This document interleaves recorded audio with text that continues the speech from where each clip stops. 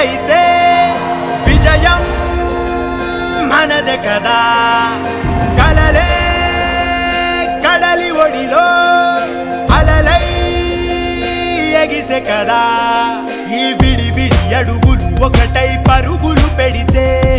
జగమంతా మన వెంటే జయమంటూ సాగదా ప్రతిమది తన గది విడిచి బయటికి రాగా ఈ హృదయం ఇక విశాలమే కాదా